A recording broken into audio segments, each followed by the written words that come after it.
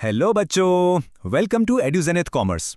आज हम business studies का एक बहुत ही इंपॉर्टेंट और I must say interesting topic समझेंगे, फंक्शंस ऑफ मैनेजमेंट।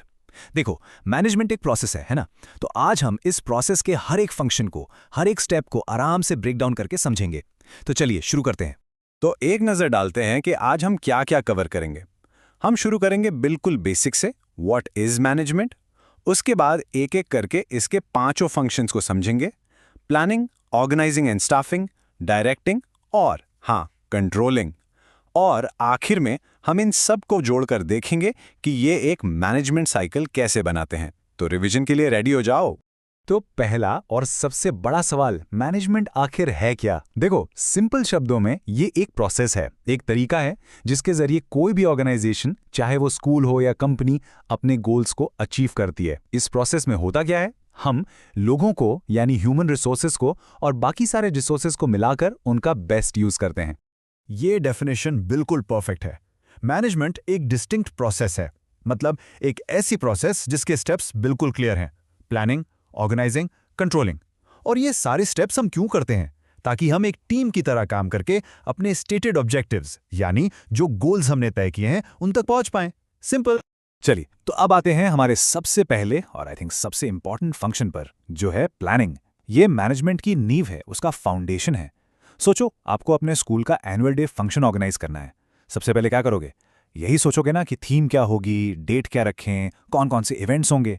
बस यही तो है प्लानिंग, फ्यूचर के लिए सोचना। तो इसका कोर आइडिया क्या है? प्लानिंग का मतलब है deciding in advance what to do and how to do it, यानी कुछ भी करने से पहले सोचना। ये एक ब्रिज बनाता है, एक पुल बनाता है, जहां हम आज खड़े हैं और जहां हम फ्यूचर में पहुंचना चाहते हैं, ठीक उसके बीच में। प्लानिंग कोई आसान काम नहीं है, ओके? ये एक इंटेलेक्चुअल प्रोसेस है। ये एक मेंटल एक्सरसाइज है जिसमें क्रिएटिव थिंकिंग और फोरसाइट्स यानी दूर की सोच बहुत जरूरी है। आप इस इमेज में देखो कैसे अलग अलग माइंड्स मिलकर एक नया आइडिया बना रहे हैं। यही तो है प्लानिंग। अच्छा, पर प्लानिंग इतनी जरूरी क्यों है? क्योंकि सबसे पहले ये हमें डायरेक्शन देती है, एक रास्ता दिखाती है। फिर ये अनसर्टेनिटी के रिस्क्स को कम करती है, डिसीजन मेकिंग में हेल्प करती है, कंट्रोलिंग के लिए स्टैंडर्ड्स बनाती है और इनोवेटिव आइडियाज को एनकरेज करती है। इसके बिना तो समझ लो गाड़ी बिना ड्राइवर के चल रही है। ठीक है, अब हमारा एनुअल डे का प्लान तो रेडी है। अब अगला कदम क्या? अब हमें टीम्स बनानी पड़ेंगी, सबको उनके काम बताने पड़ेंगे, रोल्स असाइन करने पड़ेंगे, राइट? यहीं से शुरू होते हैं हमारे अगले दो फंक्शंस, ऑर्गेनाइजिंग एंड स्टाफिंग। पहले स्ट्रक्चर बनाना और फिर उसमें सही लोगों को लाना। ऑर्गेनाइजिंग प्रोसेस के दो बेसिक स्टेप्स हैं। पहला है identification and division of work, यानी पहले सारे काम को पहचानो और फिर उसे छोटे छोटे टास्क्स में बांट दो। और दूसरा स्टेप है डिपार्टमेंटलाइजेशन, यानी जो एक जैसे जॉब्स हैं उन्हें एक ग्रुप में डाल दो। जैसे एनुअल डे के लिए एक स्टेज कमेटी बना दी या एक डिसिप्लिन टीम बना दी। ये इमेज परफेक्ट एग्जाम्पल है। ऑर्गेनाइजिंग का मतलब है क्रिएटिंग द स्ट्रक्चर। ये एक ऑर्गेनाइजेशन का स्केलेटन, उसका पूरा ढांचा तैयार करता है और हर एक इंसान का रोल क्लियर कट डिफाइन करता है ताकि बाद में कोई कंफ्यूजन ही ना हो। अब हमने स्ट्रक्चर तो बना लिया, पर वो तो सिर्फ एक खाली ढांचा है। उसमें जान डालने का काम करता है स्टाफिंग। स्टाफिंग का मतलब है उस स्ट्रक्चर में जो भी पोजीशंस हैं उनको सही लोगों से फिल करना। इसका बस एक ही गोल्डन रूल है, the right person for the right job.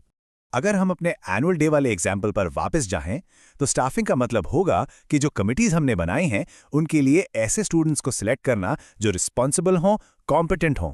You are literally filling the structure with competent people. यही स्टाफिंग का कोर आइडिया है। ओके, सो अब हमारे पास प्लान है, स्ट्रक्चर है और लोग भी हैं। तो अब टाइम है काम शुरू करने का, और यहीं पर एंट्री होती है डायरेक्टिंग की। डायरेक्टिंग ही वो फंक्शन है जो सब चीजों को, प्लान्स को, लोगों को एक्शन में लाता है। इसलिए इसे कहते हैं मैनेजमेंट इन एक्शन। डायरेक्टिंग के चार बहुत इंपॉर्टेंट एलिमेंट्स हैं। ये इसके चार पिलर्स हैं। पहला है सुपरविजन, मतलब काम पर नजर रखना। दूसरा है मोटिवेशन, यानी टीम में जोश भरना। तीसरा है लीडरशिप, यानी उन्हें सही रास्ता दिखाना। और चौथा है कम्युनिकेशन, यानी क्लियर बातचीत करना। देखो, इस कोड का सिंपल सा मतलब यह है कि डायरेक्शन एक इंटरपर्सनल एस्पेक्ट है। मतलब ये पूरा खेल लोगों के बीच का है। उन्हें इंस्ट्रक्ट करना, उन्हें इंस्पायर करना और उन्हें लीड करना, ताकि सब लोग मिलकर अच्छे से काम करें और ऑर्गेनाइजेशन के ऑब्जेक्टिव्स पूरे हो सकें। ओके, चलिए अब आते हैं हमारे आखिरी फंक्शन पर, कंट्रोलिंग। ये मैनेजमेंट का आप कह सकते हो फाइनल चेकअप फेज है। हमारे एनुअल डे एग्जाम्पल में ये बिल्कुल फुल ड्रेस रिहर्सल जैसा है। हम चेक करते हैं कि सब कुछ प्लान के हिसाब से ऑन द राइट ट्रैक चल भी रहा है या नहीं। अब स्क्रीन पर आपके लिए एक छोटा सा सवाल है। अगर प्लानिंग इज लुकिंग अहेड यानी आगे की तरफ देखना, तो फिर कंट्रोलिंग क्या है? सोचिए एक सेकंड। तो इसका जवाब है कि कंट्रोलिंग बैकवर्ड लुकिंग है। क्यों? क्योंकि ये पिछली परफॉर्मेंस को यानी एक्चुअल रिजल्ट्स को हमारे स्टैंडर्ड से कंपेयर करता है। लेकिन ये फॉरवर्ड लुकिंग भी है, क्योंकि उस कंपैरिजन के बेसिस पर हम फ्यूचर के लिए करेक्टिव एक्शंस लेते हैं ताकि आगे गलती ना हो। तो दोनों एक ही सिक्के के दो पहलू हैं। तो अब हमने सारे फंक्शंस देख लिए हैं, लेकिन एक बात हमेशा याद रखना, ये फंक्शंस एक बार करके खत्म नहीं होते। मैनेजमेंट कोई वन टाइम जॉब बिल्कुल नहीं है, ये एक कंटिन्यूअस प्रोसेस है, एक साइकिल है जो हमेशा चलता रहता है। ये इमेज इस बात को बिल्कुल परफेक्टली दिखाती है। मैनेजमेंट के सारे फंक्शंस एक कंटिन्यूअस साइकिल में काम करते हैं। हम प्लानिंग से शुरू करते हैं, ऑर्गेनाइजिंग, स्टाफिंग, डायरेक्टिंग और फिर कंट्रोलिंग पर आते हैं। और कंट्रोलिंग से जो फीडबैक मिलता है ना, वो वापस अगले साल की प्लानिंग का बेस बन जाता है। और ऐसे ही ऑर्गेनाइजेशन बेटर एंड बेटर होती जाती है। तो इस एक्सप्लेनर को खत्म करने से पहले आप सबके लिए एक सवाल। आपके हिसाब से इन पांचों फंक्शंस में से प्लानिंग, ऑर्गेनाइजिंग, स्टाफिंग, डायरेक्टिंग और कंट्रोलिंग, कौन सा फंक्शन एक कंपनी के सक्सेस के लिए सबसे ज्यादा क्रिटिकल है, सबसे जरूरी है? अपने आंसर्स कमेंट्स में जरूर बताइएगा। तो बच्चों, आज हमने मैनेजमेंट के पांचों कोर फंक्शंस को रिवाइज किया और समझा कि कैसे ये सब एक दूसरे से जुड़कर एक कंटिन्यूअस साइकिल बनाते हैं। आई होप आपका ये कॉन्सेप्ट अब बिल्कुल क्रिस्टल क्लियर हो गया होगा। तो ऐसे ही इन्फॉर्मेटिव वीडियोस के लिए हमारे चैनल को सब्सक्राइब करिए और वीडियो को लाइक करें।